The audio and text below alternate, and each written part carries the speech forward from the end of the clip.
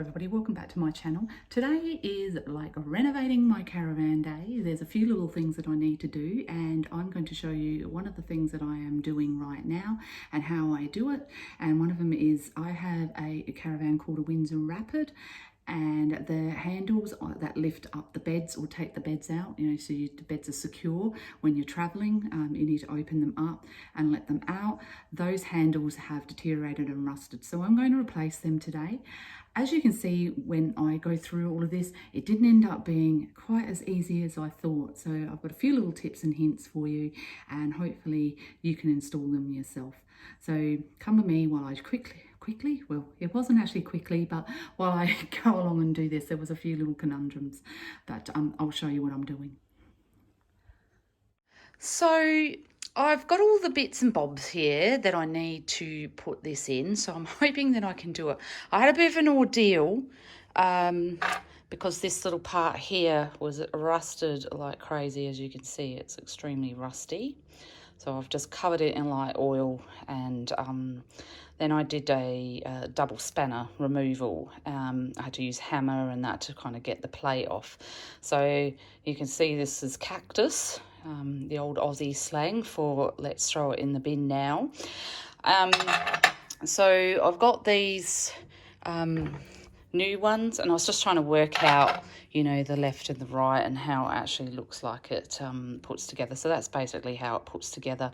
However, I've got to remove the old one, which I will do in the morning. And then I've got to obviously silicone this all in and make sure that there's no leaks or anything like that.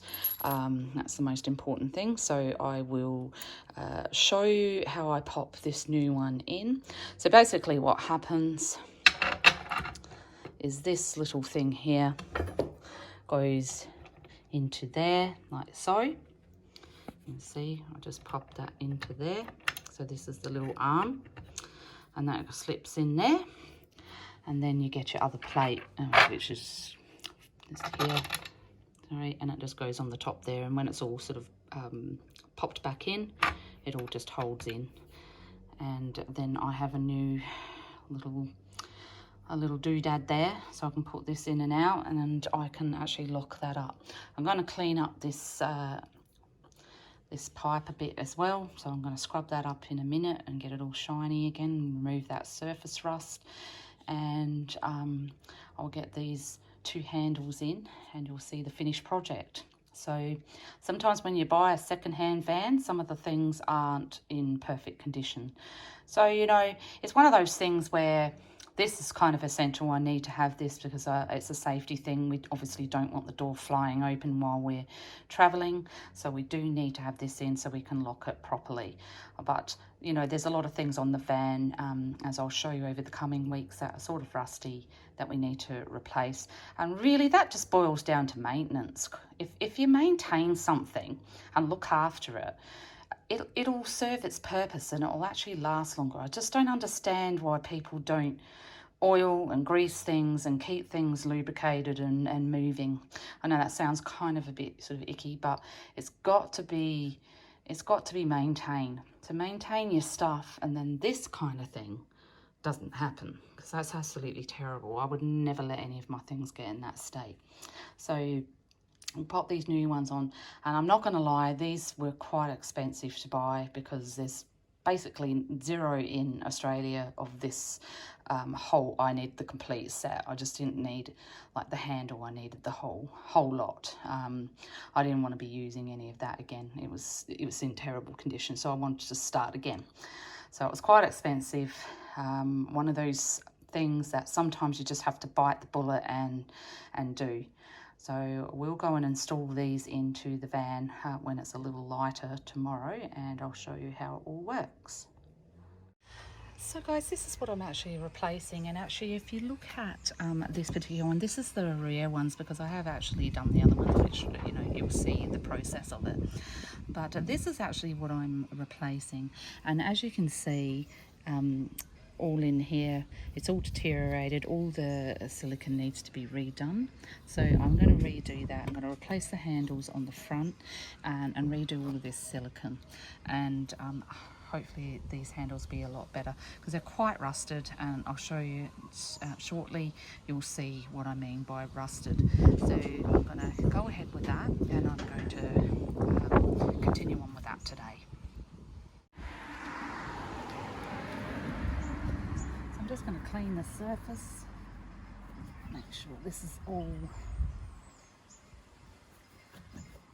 free from any icky bits,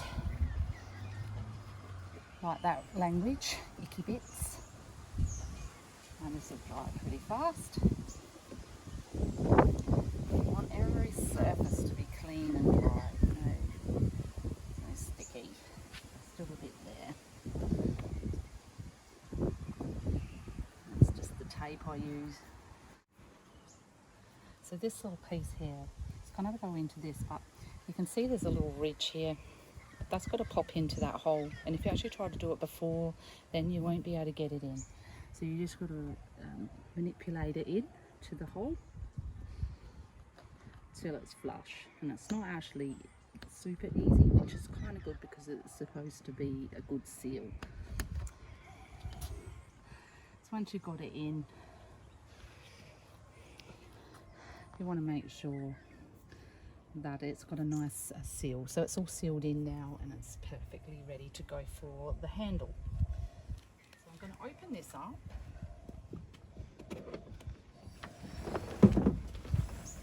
Oops, nearly lost the camera. So I'm just going to pop it into these little holes up here. So I'm going to slide it in, and then I'm going to pop the screws in. So this is the fun part. This is the part that got me last time.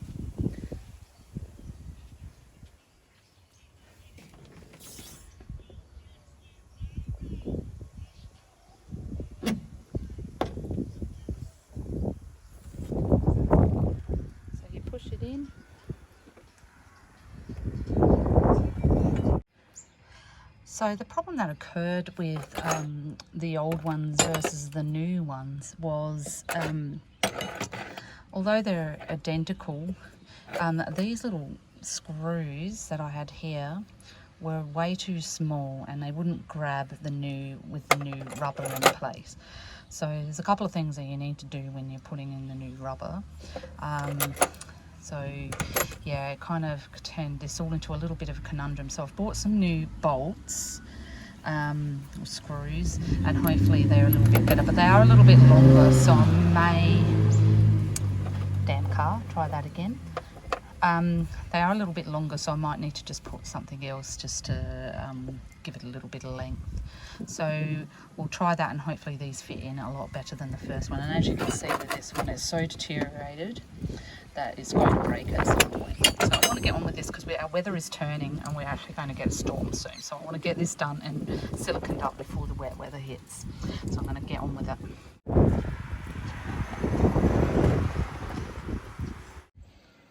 So what I actually did is I've got these screws, and I've just put the nut on, so hopefully this just makes it a little smaller and easier for it to get in, but there's just a little more space for it to grab because those other ones just won't fit. So we'll just see if we can do this. If any of you from the 80s and that, you'll remember the term MacGyvering it. That's what this is called. I'm just MacGyvering the screws because what I've got is not going to work.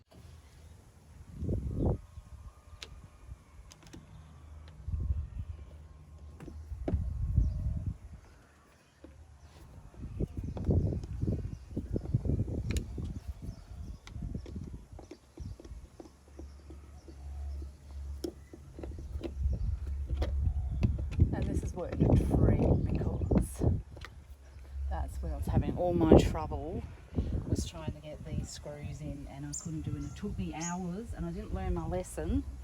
So if it helps you guys, because the screws that they had in the old ones were just way too short. Hi guys, it got really, really windy here, so I'm just going to do a quick voiceover. So you then put your nut over the top once you've done those other bolts and it's tightened in. Pop this nut right up until it's as far as it can go, and then you're going to get the plates, and we're going to pop them on.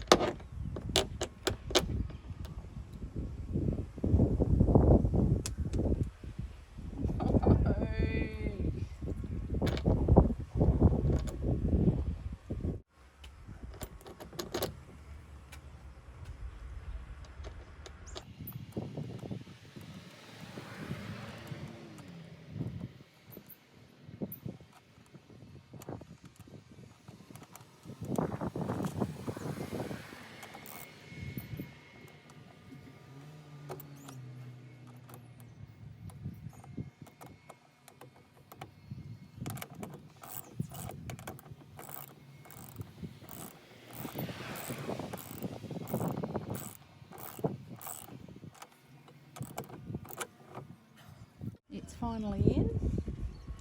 So I've got both in now. So like anything, nothing ever works. So look, the tip is have it on lock, put it in the lock position, then tighten it up. So now that's nice and straight. We will get there. If I look at this one, see, that's how I would do it up, the nuts. You want to make sure it looks like that. That's the lock position. That's how you want it to look like. And then do your nut up. Don't do what Karen does.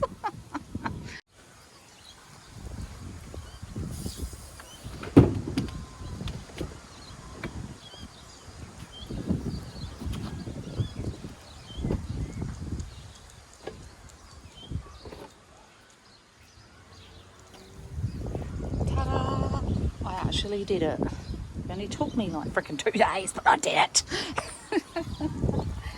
So, girls can do things. It just takes them longer when there's no tutorial to this stuff.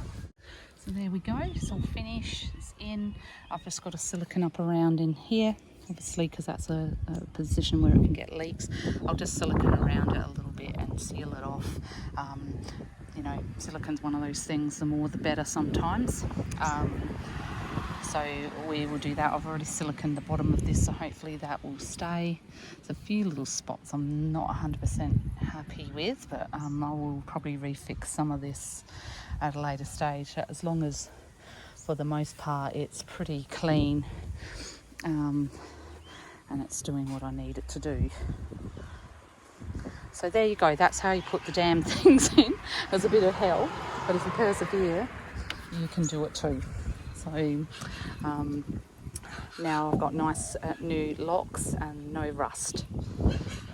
So thanks for joining me. I hope it did help you in my conundrum of stress and God knows what else. All you Windsor Rapid owners out there, I've screwed up mightily for your benefit. Okay, I'll see you in the next video. Bye guys.